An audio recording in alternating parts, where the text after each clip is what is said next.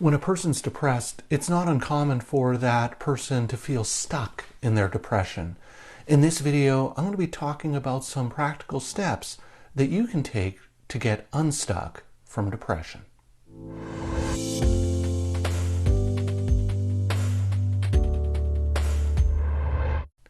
Hi everyone. In today's video, we're going to be talking about depression and some practical steps that you can take to begin the process of digging out of the depression pit, to begin the process of getting unstuck from the inertia and the hold that depression can have on you. But before I get into that, just a couple of disclaimers to go over. I'm a registered psychologist in the province of British Columbia, Canada, and this video is for informational purposes only. It is not intended as a substitute or replacement for advice from your doctor or mental health professional. Now, with those things out of the way, let's start talking about depression. Now, one of the things that people who are often experiencing depression will fall into is this sense of being stuck or feeling trapped in their depression. It's one of the most common things I hear from my clients when I first start working with them when they're suffering from depression, is that in theory they know the things that they need to be doing to feel better, but they just feel stuck. They just feel like they can't get any forward motion, they can't get moving at all. And so this video, we're going to talk about 6 steps that you can take to really begin to start that process of overcoming depression and getting unstuck, getting out of that inertia, and beginning to move forward with recovering from depression. So the first thing to do, the first thing I will get my clients to do if they're experiencing depression is to work on what I call the problem list. Essentially to sit down and to start to write out a list of all of the problems and things that you would like to change in your life. So all the things that aren't going well, all of the things that need to change. And so you might want to think of these in terms of different categories. So things like work, relationships, friendships, personal health and self-care, finances, engagement in recreational activities. Essentially think of the various categories of things in your life, things that you do, relationships that you have that aren't going the way that you want them to go. And to take some time with this and to really think through all of the problems and all of the things in your life that aren't going well. Now you might be wondering, why in the world would I do this? If I'm feeling depressed, why should I be focusing on all of the things that are going wrong? Shouldn't I be trying to focus on things that are more positive rather than just focusing on problems? Well, the issue is you can't really take any steps to address problems or to make changes in any of these areas unless you're aware of what the problems are. So by writing out this problem list, what it can do is it can help you get a much better sense of what are the problems? What are the things that aren't going quite well in my life, that are contributing to me feeling really down, contributing to my depression? So it can help clarify a lot of these problems, because for a lot of people with depression, it just feels like everything is a problem, that nothing is going right. So this gets out of the realm of everything and nothing and gets to the real specifics of what are the problems that I am facing. Now, the other benefit of this problem list is that sometimes when I'm working with my clients, they'll tell me things like everything in my life's going wrong and my problems are infinite. There's no end to my problems. And so I challenge them, okay, spend some time on this problem list. It may take 2, 3, 4 pages, but eventually you're gonna run out of things to write down. And so what that means is that your problems are finite. They don't go on forever. And by working on this problem list and running out of things to write down, what you begin to see is that your problems don't go on forever. That there is a limit or an end to the problem. And it begins to chip away and to challenge some of those incorrect beliefs and assumptions that we have about ourselves and our depression, that my problems go on forever. Well, if I run out of things to write down, it means that my problems don't go on forever. So that's the first step, is to work on this problem list. So you might be saying, okay, well, that's great, Rami. I've got this list of problems. What do I do with it now? So the second step is to pick one of the problems. Forget about all of the rest of them. Just pick one. So, for example, suppose that one of my problems is that I've gained a lot of weight and I'm not feeling very good about the way I look. I'm not feeling very good about my body, and I'm just not feeling very healthy. So that's the problem that I select.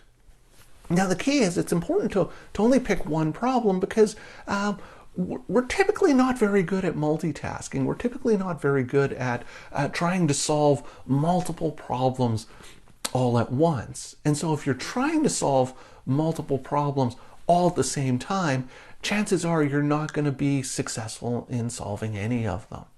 And so our focus here, again, isn't on resolving all the problems. Our focus here is just on getting unstuck and beginning the process of moving forward and digging out of the depression pit. So we select one problem.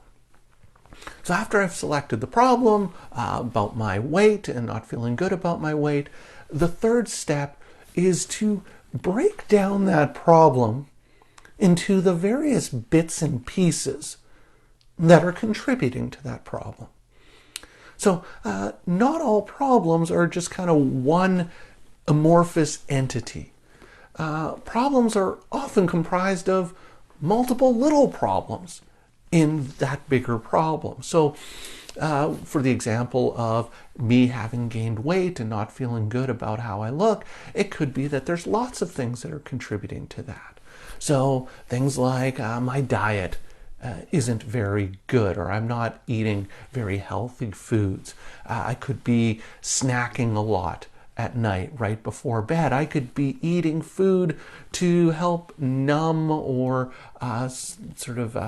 neutralize negative feelings. So I eat to try and feel better. It could be that I have a very sedentary job and that I don't move very much. I spend most of my day sitting. It could be that I'm no longer riding my bike. I'm no longer going to the gym. I'm no longer playing sports with friends. So the idea is to think about and to write out all the little bits and pieces that might be contributing to this one problem that I'm focusing on. So now I've broken it down a bit. I can see various different components to this problem. The fourth step is to try and generate some possible solutions to one or two of those various components. So for example, I've picked the two components of I have a very sedentary job and my diet isn't very good. I don't eat very healthy food. Well, think about possible solutions for those bits and pieces. So maybe with the sedentary job issue, I could focus on working on taking my breaks and going for a walk during my breaks at work. I could buy a Fitbit or an activity tracker to keep track of my steps, and if I'm not getting enough steps, to try and make some efforts, maybe to go for a walk at lunch. It could be asking a friend at work to go for a walk regularly, and we can talk about some aspects of work while we're on that walk. So some various possible solutions for that aspect. With regards to eating healthier, could be that I order takeout too much, and so maybe I plan to not order takeout or limit how much I order takeout every week. It could be that I want to try and eat more salad because I'm not eating salad very much, so I'll eat more salad. Or I'll make an effort to buy more vegetables when I go to the supermarket so that I have more healthy options at home available when it comes to eating or snacking. So in this fourth step, what I've done is I've started to brainstorm and generate possible solutions to these little bits and pieces. And so the fifth step is to pick just one of those possible solutions. So I'll pick the solution of eating more salad or making an effort to eat more salad. Because again, we're not good at doing multiple things at once. We're only going to aim to do one thing. So that's the one solution that I pick because it seems practical. It seems like something that I'm going to be able to do. And the sixth step to getting unstuck from depression is to take this planned idea and to make it a goal. And I've done an entire video on goal setting and how to set goals and how to set goals in a way that you pretty much guarantee that you're going to succeed at everything you do. And the idea is to pare down this solution into a real practical goal. And the 4 features of goals that I talked about in the previous video, and I'll make a link to the video up above. Also, I'll leave a link in the description down below. There's 4 features of goals, and so you want the solution to meet these 4 features. So the goal has to be specific. So I need to know exactly what it is that I'm doing. The goal has to be defined in terms of my behavior. So what I'm doing, not how I feel, not the behavior of someone else. The goal has to have a clear end line. In other words, will I know exactly whether or not I've accomplished the goal? And the goal has to be realistic. Am I 95% certain that I'll be able to accomplish this goal? And so in this case, maybe the goal that I come up with in the end is to eat salad with dinner at least 2 times this week. And so if you see what we've done, we've taken a list of problems, all of these things, so many things, so many big topics, so many big things that are going wrong in my life. And what we're doing is kind of funneling them down into something very practical and very doable that I can do this week in order to begin the process and begin to start digging myself out of the depression. Right? And it may seem small. And it may seem like, well, how is eating salad 2 times a week actually going to help with my depression? Well, it's not going to fix the depression this week. But what it does is it starts to get me unstuck. It starts to get me moving forward. And so the idea is you set these weekly goals, making sure that they meet those 4 criteria, and you work towards something, and you begin to start making some forward progress, and you begin to start experiencing positive spirals to get out of the depression, as opposed to being stuck in those negative spirals that drive the depression.